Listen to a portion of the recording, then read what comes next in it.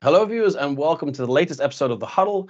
Tim Poole here, Gambling Insider Editor, and I'm with Chris Ricketts, co-founder of LEBOM. Chris, thanks for joining us. Morning, Tim. How are you? Yeah, I'm really good, thanks. And I'm excited to actually say you're technically rejoining us, not on the Huddle, but we spoke a good sort of 4 years ago when you guys were a little bit newer. Yeah, and that's scary. 4 years is scary, which I'm sure we'll get into. But it's good to see you again. Yeah, likewise. In some ways it feels like 40 years, and in some ways it feels about 4 weeks. So yeah, it's a blur. Yeah. I mean, what's interesting is we're still talking virtually, but if we wanted to do this in person, we have the option. Whereas when we first spoke 4 years ago, it was during the pandemic or the recovery, so we couldn't. Correct. Yeah. And I'm sorry, I would have been in your fancy studio today. But yeah, I mean, it was in many ways it provoked, as I believe it did for a lot of business ventures. That whole episode provoked a lot of people to change paths. As I did, and to launch a new venture like LEBOM. And so yeah, kind of fond memories of that start, but distant.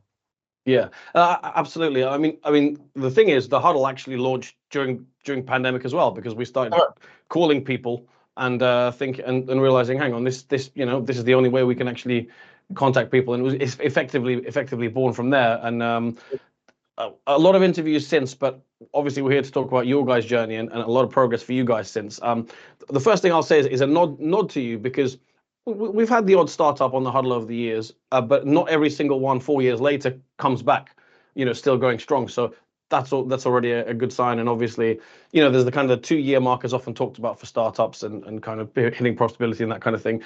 How do you kind of reflect on the journey so far? Wow. Interesting. No, it's been incredible.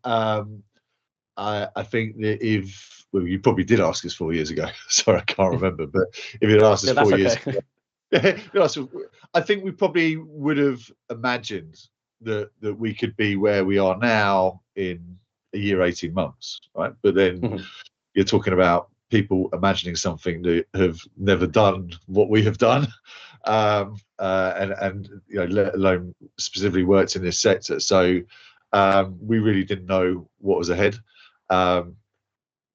Learning, retrospect, and all the rest of it is a fine thing. But no, look, it's been great. There have been multiple times where we thought the dream could be over, and that's a whole range of stuff, and a lot of people out there, usual stuff that happens with setting up a business, not least cash flow or operating cash, technical challenges, legislative challenges, and yeah, there's been some pretty decent potholes along the way. We've navigated all of them. The one thing that's, I guess, the one consistent, and the reason we're still here. I mean, there's many reasons we're still here, but really the core reason we're still here is that from that very start, when we started talking to people about it, with a PowerPoint pitch deck, without anything at all, no doubt around the same time as we spoke to you. Ever since then, the people that we've spoken to have said they like the idea, and this is a cross section of people, not just our mates. And that was in the early days, and then ever since we've started to have customers use the product and communicate with us, which they do in great numbers, then people tell you along the way how much they love the concept and how they're loving it. And it's not perfect, we know that, and they tell us that. But what's never stopped, literally never stopped, is people saying that they love it, and want us to do more and keep going and improve. And that's what fuels you, right? If you have these challenges and it doesn't appear that, and the backdrop to that is you're just trying to make something that you think will work. and the backdrop to that is you're struggling with traction, or you haven't got that sort of positive feedback. That's one thing. But if you have those challenges at the same time as people being so enthusiastic for what you're doing, then that really fuels the fire, and makes the hard work around those navigating those challenges worthwhile. So yeah, it hasn't all been rosy. Wouldn't pretend that for a second, but you're right. It's an achievement to be here 4 years later, and not just to be here. We're coming towards the end of this season now, which is absolutely game changing. I mean, we've inched our way through developing a product and raising some money and proving some audience and understanding the business metrics, and we've inched like that for 2-3 years, and in the last 12 months it's all kind of come together, which is good. Yeah, those challenges and potholes that you talk about, I mean, that's a kind of standard startup journey. And as an example, we had the PrizePicks CEO on the Huddle. So PrizePicks, a massive fantasy operator in America, he on the Huddle said that they thought they were going to go bankrupt during COVID. They thought that was it, and now they're worth billions. And that's the opportunity. And I guess I'm holding on to that. Yeah. That perseverance, and as you say, if you got that positive feedback fueling you, that's kind of what every company can kind of. Not every company will achieve it, but every company will at least have something to aim for like that. Let's kind of recap a little bit. I remember when you guys started out. So some of you guys had some background in kind of media and football and that kind of thing. And in general, kind of the idea is play, have fun, play safe. And I know you've got a predictions feature, which we kind of just talked about, but also we talked about back then. I do predictions with my dad every week and have been doing it for as long as I can remember. And it's a nice, fun kind of part of your feature. Tell us more about LEBOM, the initial concept, and maybe what it is now as well. Yeah, and that's lovely to hear you playing with your dad. I'm just questioning why you're not doing it on the bomb, but we can fade out offline. To be honest, it's not changed, since we spoke to you, and myself and my co-founders wrote a one-pager, 4 years ago, and pretty much every word on that is true to this day, and we've gone on to build that. That's not to say we haven't been flexible along the way. There's been lots of things that have changed, but the core, the essence of it, yeah, I mean. Sorry, did you want me to just explain to the viewers for any viewers that aren't familiar, kind of the base concept, but for those that are, maybe any little tidbits they might find interesting too. Yeah, of course. So look, LEBOM is a peer-to-peer football predictor / betting platform app, and the essence of it, I mean, it comes from one of my co-founders playing it like you and your dad with pen and paper in the office back throughout the 2000s. And that is something that people do up and down the country, not just with football, not just on Premier League. And we wanted to digitize that.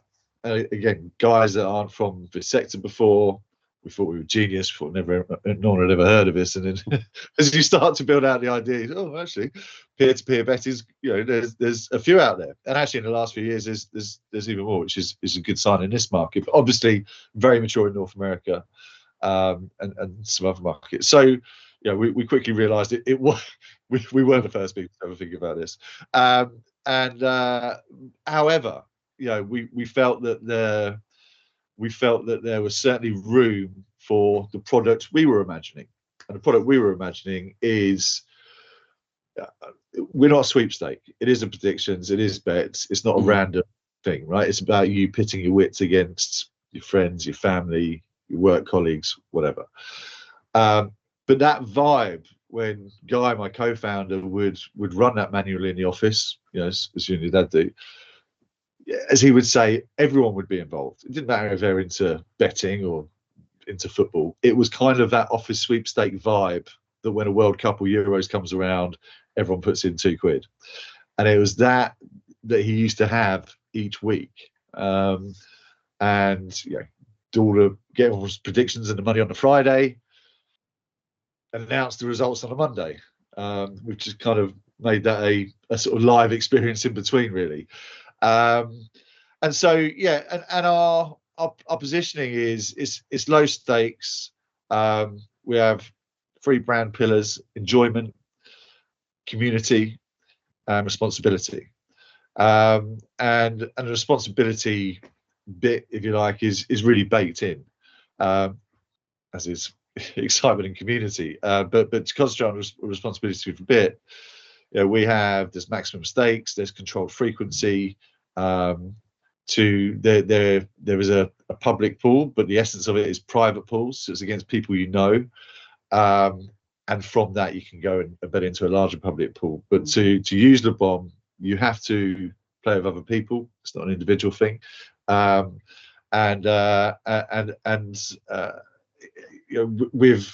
With the others, with community, it's social, so you can chat to your private group in there.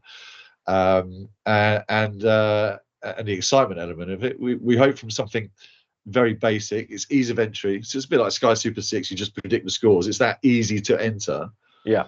For the Premier League, but we have our own scoring system, our point system, and as the goals go in over the weekend, the users, the players have this live experience, the graphics, the graphs, the leaderboard, and so actually from making something really easy to enter and something that everyone can do, particularly with Premier League, most people can have an intuitive punt at what the scores might be, such as the cut through it has.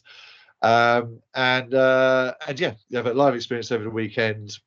If you've all put in a £5, and there's 5 of you, that's a £25 pot, and the winner on Sunday night will get £22.50, and LEBOM retain the 10% game fee fixed. And so yeah, hopefully that's enough of a description, but that's where we started, and that's where we still are. We do have a roadmap to do other things. I mentioned the other game we have. I guess as we were becoming, as we've learned and we've spoken to investors and other people in the sector, and also just because the longer you go on, the more you realise that this ecosystem, betting and gaming, is really, everything is set up for, shall I say, the larger operators or people making big margins from their customers. And LEBOM isn't that play. LEBOM is a scale play. And so that's a challenge, whether you're looking at banking costs, transactional costs, and even just partners, to partner with. We get put in the same hat of high risk, and in that sort of betting, in the betting category, which isn't necessarily to our benefit. For the risk, for instance, we will never owe more than we take on, right? Because we take a fee from that. I don't want to get too far in a rabbit hole, but my point is that the ecosystem is made up for people to do money, and because we are controlled in frequency, so it's weekly. As I said, there's maximum stakes. There's a lot of control there. We did understand, to really make this work, yes, you need scale, but also we needed to pay some attention to our revenue per user, because that's I'm going to dart around a bit now, but we've got really market sector beating cost per acquisition, which if you want, you can question me more in a minute. So we get people in, our retention's fantastic, even though actually we haven't done too much from a product point of view to focus on long-term retention. We've got really strong metrics, certainly on early stage retention. Week 1, 8, 12-week retention curves are, as I said, sector leading, and actually not even just sector leading in all apps. So that's all good. But revenue per user, to be frank, most of our audience play for £5 a week, right? So it's £5 a week. That's a 50p. From that 10%, there's a lot of cost for the business. And so there's that business angle of why we needed to look at doing other things beyond that hero game that we have each week. But also our players. I talked a minute ago about our players communicating with us a lot. Season we've had over 60,000 people play now. Over 10,000 of them have communicated with us. Sometimes, a lot of time, it might start with, how do I do this, or why can't I do that? But 9 times out of 10, it ends up with them saying they love us fueling the fire, saying they love the concept, etc. They also tell us what they want. You know, it's our development. We've had a development roadmap from day one. Obviously, not a lot of it's changed, but a lot of the priorities and how we approach something has changed, and that's really driven by our customers. And we're really lucky. You know, they're interested, so they come up with some great suggestions, and also, you know, lots of people say similar things. So you can start to really dictate, you know, your priority development list, which when you have limited tech resource, which we have done today, genius tech resource with our CTO, Mr. James Pamplin, but limited, then anything we do is led by them. So, for instance, they started talking about we'd like a public pool. We toyed with that. Well, we're private only, but actually, we've just launched something called a few weeks ago called LEBOM Universe. So you bet into your private groups, you and your dad and your friends, and you have your bet there. And then for an extra fixed cost of £2, so again, low stakes, one entry per person per week, you can go into a larger public pool. So now we've got thousands of people playing that each weekend. You know, anywhere between 20 and 30% of our audience will opt into that. It's not for everyone, but a lot of people are doing that. And actually, with LEBOM, something traditionally low stakes, low pools, sort of low smaller prize pots than maybe you'd find elsewhere. Suddenly, you've got the people playing in their private group still, but they've got a chance of taking home 2, 3, 4 grand at the weekend as well. As opposed, does that make sense? Yeah, you've kind of precursored some of my questions, because one idea that came to my head was a public leaderboard, and I suppose with this LEBOM Universe, that's effectively what you're going to have. It is, and that's what we have. So if you ever go this weekend, you've got to set up a group with your dad first, but you'll see. You're absolutely right. We show the full leaderboard of the thousands of people playing, so you can see where you are in that in real time. So as a goal goes in, that universe leaderboard is crazy. It can also make you really annoyed, the fact that there's some people out there getting such high scores, and you don't quite get how your predictions were so off. But no, I mean, it's and that really comes from that fantasy football bit. You know, it really, and I'm sure we did this 4 years ago, Tim. But really, we always imagined this to be the kind of people going after is that office sweepstake, that fantasy football. You know, why do you put a team together in August? Well, millions of people do. Millions of people keep playing throughout the whole season and love it. But also millions of people already dropped out by September because that initial thought, oh, it's a great idea to go and put a team together, and because I can beat you, mate. But it just, for some people, it can become a bit of a chore to manage and to keep up. And that was always we wanted to tap into that social element. For us with LEBOM, it is always playing the game means more than the cash. That was the vibe we're going. So yes, that public leaderboard, in fantasy football, I never completed a full season, but I really always liked that feature about seeing that, I'm in the top 200,000, I'm in the top 250,000 people in the UK is actually quite good, because there's 8 million people playing, that sort of stuff. Yeah, I was hoping you wouldn't. It's inevitable that you did, but I was hoping you wouldn't mention fantasy, because I was top of my friend's league for like 3 months, and now I'm third. It's I'm doing the opposite to. Again, if you get on LEBOM, you can just play again this weekend. It starts a fresh week. Yeah, every week becomes a new one, and I think that's also buys into kind of the North American concept of kind of daily fantasy, right? Because again, the season long becomes a little bit of a chore for some players. Yeah, exactly. And I guess in time, when we've got the size of product team we would like, then you can give people options to cut it whichever way they like. But certainly, that repetitive, it's a sort of herd mentality, isn't it, as well, which is probably a as well as obviously being an amazing product, having your friends, if someone maybe wouldn't be playing this weekend, you probably be cajoled into it by, you don't want to be the one that's not playing. Yeah. Well, that's the only reason I'm in my leagues this year. Exactly. Yeah. Sorry. Yeah, so I wanted to follow up with some numbers. So you mentioned a couple of interesting things. Would like to know more about the kind of revenue per customer. Also, I'm interested in kind of the specific max stakes and kind of how people can set those. But in terms of numbers in general, from kind of year 1 to year 4, not necessarily Dragon's Den pitch material telling me exact revenues and things like that. But what kind of numbers can you give perhaps our viewers, and any kind of landmark partnerships or companies that you might have brought in to either assist or partner with as well, anything like that? Okay. I mean, no, if let's say within 4 years, I mean, it's slightly less from when we launched the feed, but anyway, the 4 years, let's say in year 1 we had a few hundred players at any one time, and then in year 2, so where we're now, 23. In year 2, we dabbled with some. Sorry, from those first few hundred players, we quickly realised our onboarding wasn't really working, right? So Okay. I didn't even know what onboarding probably was before we built it. So we had to change a lot. And then we, say at the start of 23, we'd just done a raise through crowdcube, crowdfunding. So we did around there, and used that money as a split to do our first piece of marketing, and also to invest in tech. So we got some contractors to help James, and really changed the whole app in terms of, as I said, onboarding mainly, but some other bits.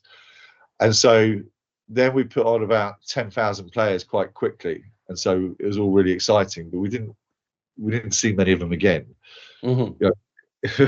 We were advertising, bringing people in, and the platform was breaking all the time as we were trying to fix it, rearrange it, and reloop it. So in retrospect, is a car crash, because very hard to, if someone's trying to pay and they can't, or the thing crashes, it's very glitchy. So and then they don't come back. It's cat and mouse type thing. Yeah, those guys. So then last season was when we really started to put some numbers on. And I think we did just over 30,000 for the season, 34,000. So we started having numbers.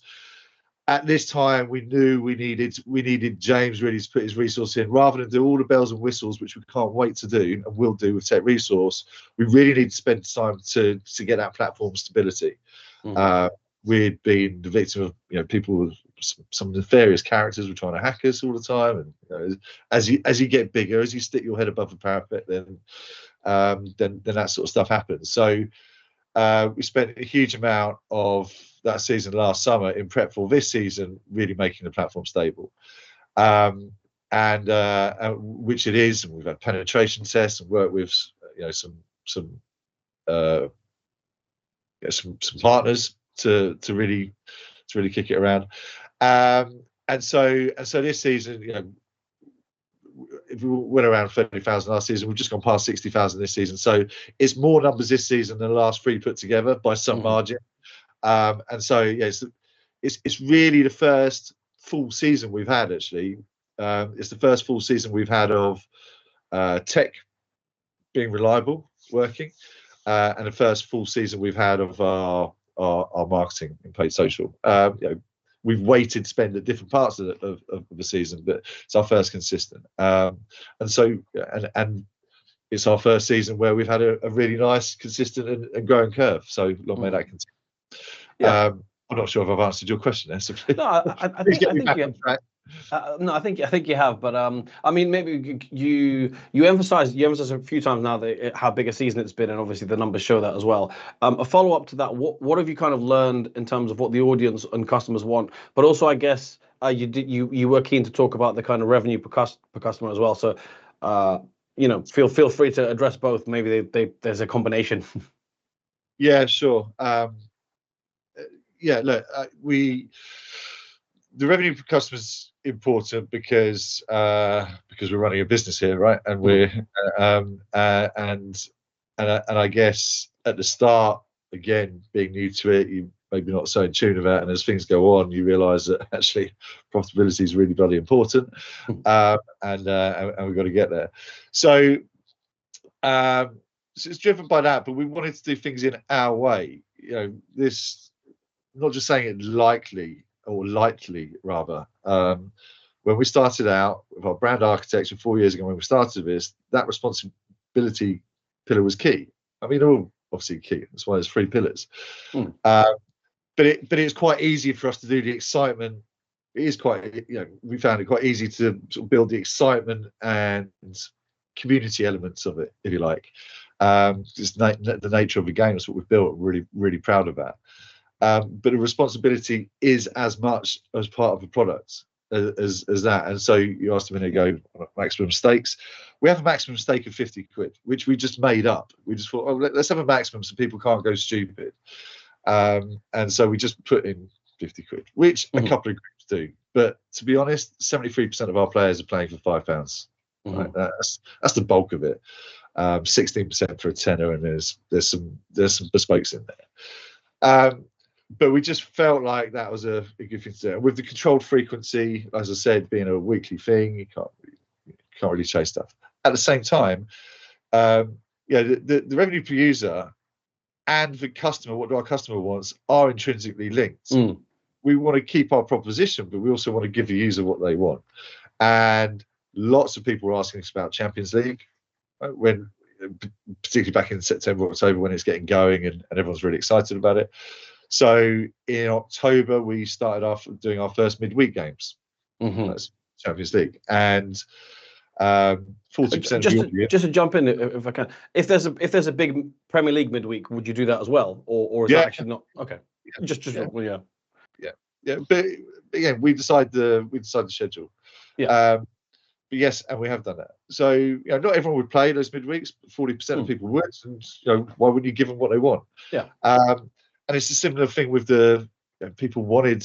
There are our user base is broad. If you think about the office, it's broad. You got the guy over there who really into football. You got the girl over there that likes betting. You got the guy over there that doesn't really like either, but he's always up for a bit of banter. You know what I mean? You've got a mix of people. And so, people telling us they want a public pool. We create universe. Again, within our brand parameters, you have to have entered the private group first. There's a fixed stake, once only, for £2.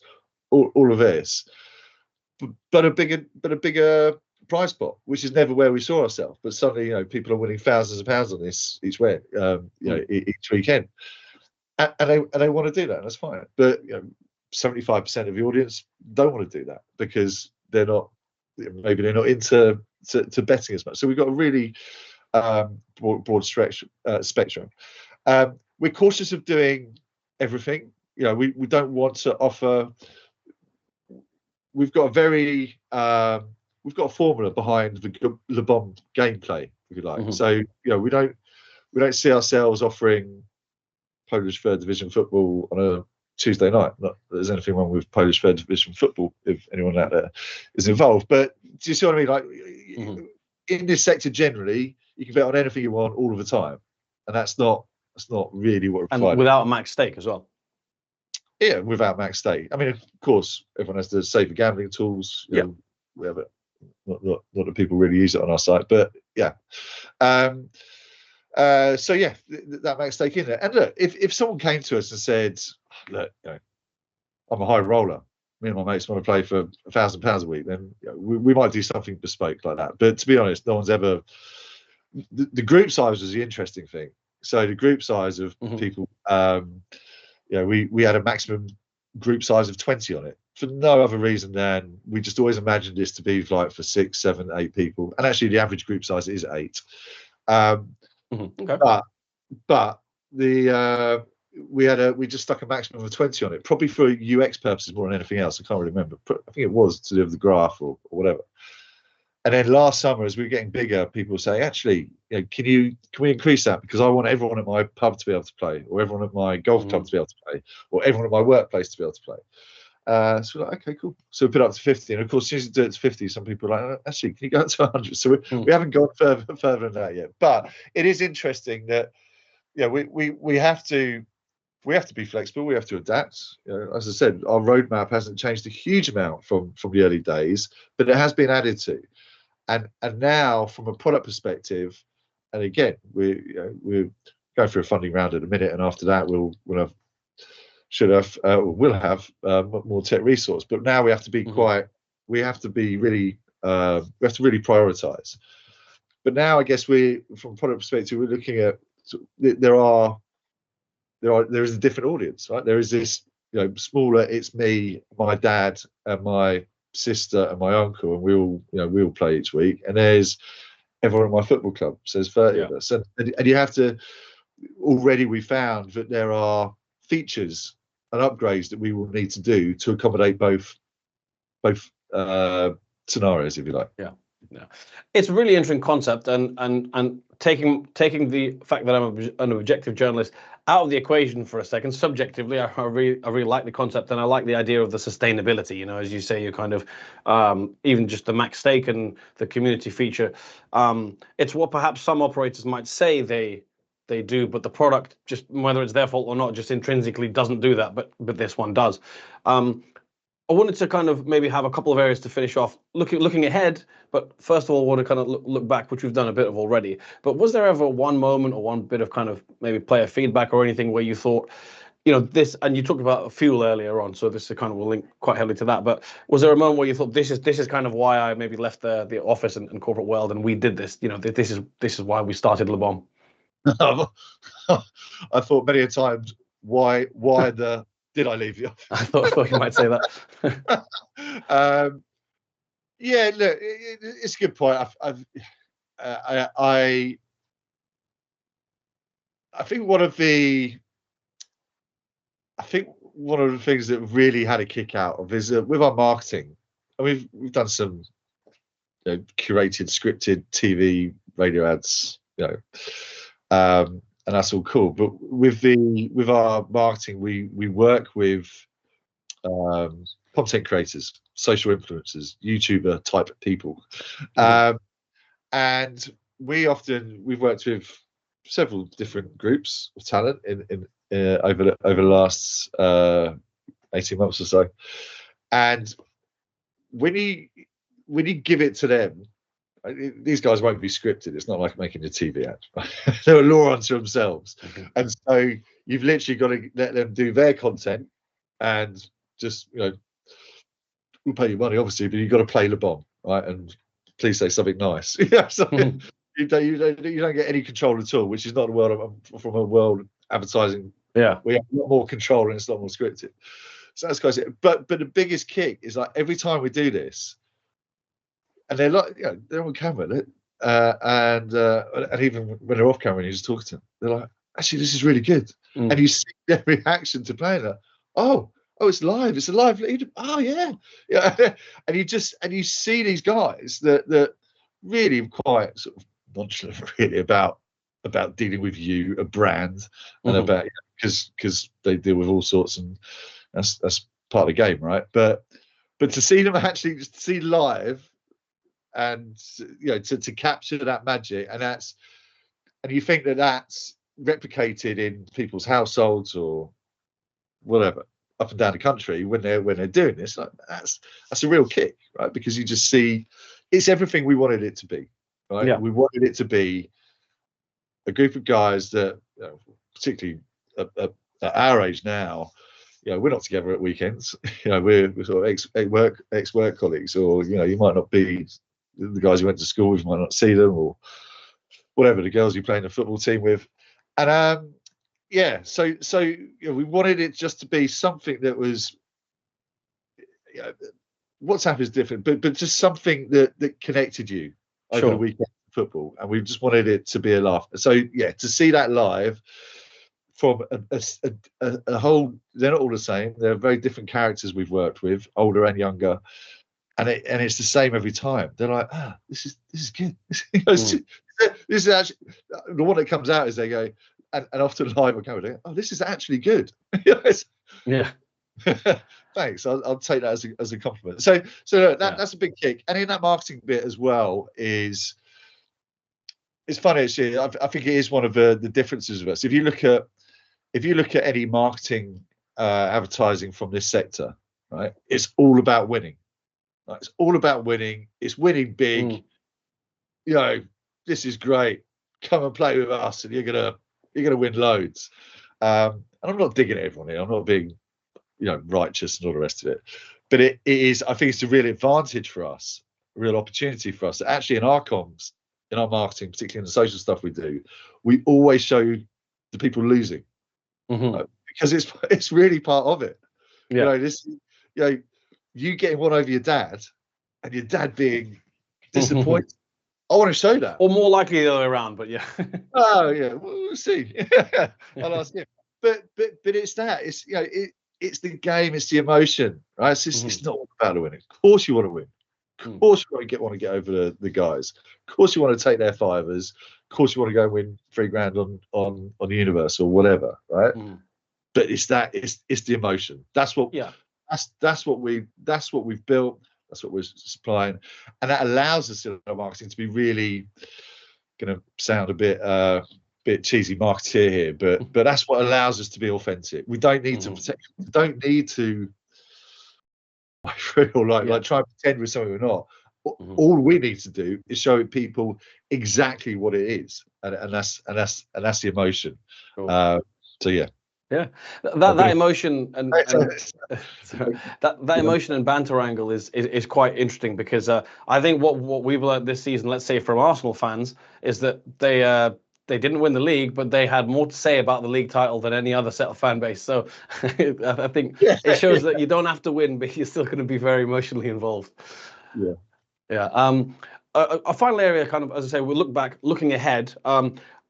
We can't necessarily say kind of market share with other kind of operators, because as we've said, it's a different kind of concept, different player pool. But in terms of any goals or numbers that you might have, because you kind of said you've got the 60,000 users, is there anything you guys are looking ahead to and aiming to achieve? Yeah, I mean, I think we can have 250,000 people playing the UK in the next couple of years, in the next couple of seasons. That's certainly our trajectory. And within that time, we want to explore other markets. Well, we're starting to have a look at that. A lot of our stakeholders. This has been a tough time to raise investment. Let's say, whatever sector you're in, whoever you are, unless you've got the latest next AI product or something, or you've got something good in medical or fintech, but look, it's been a hard time to raise, and also a lot of people out there are just default don't want to deal with anything in the betting and gaming industry. I understand it. It's a bit like the banks, it's like no one will really take the time to understand what our proposition is. Yeah, you're saying they assume high risk.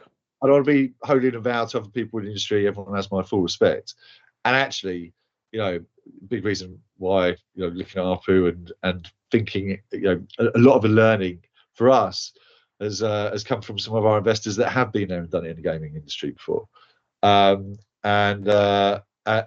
before that, all our stakeholders are really from the sort of media scene in London, and so it's been really useful to have those guys who have got expertise in the bingos and the other things that the other types of products out there. And it's been invaluable having them. But something they've allowed us to recognise is that actually it's generally quite easy to get into other markets. It's a big world out there, and there's no reason why the sort of thing we're doing here shouldn't work elsewhere with relatively not a huge amount of work tech-wise.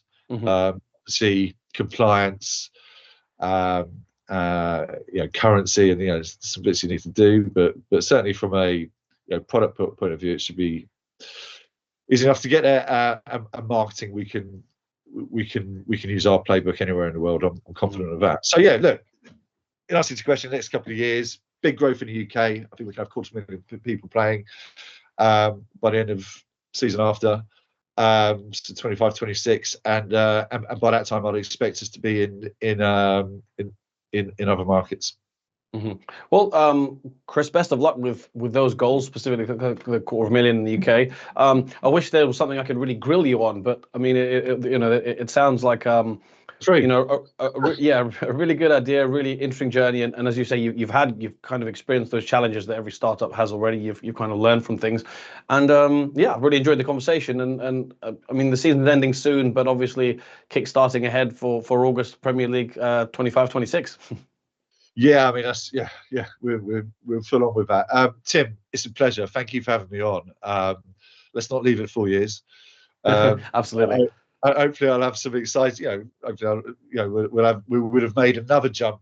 Next season and the season after. So hopefully, we'll have more interesting news for you in the near future. But thank you. Yeah, sounds good. I'm sure we'll speak again soon. And to our viewers, as always, thanks for watching too.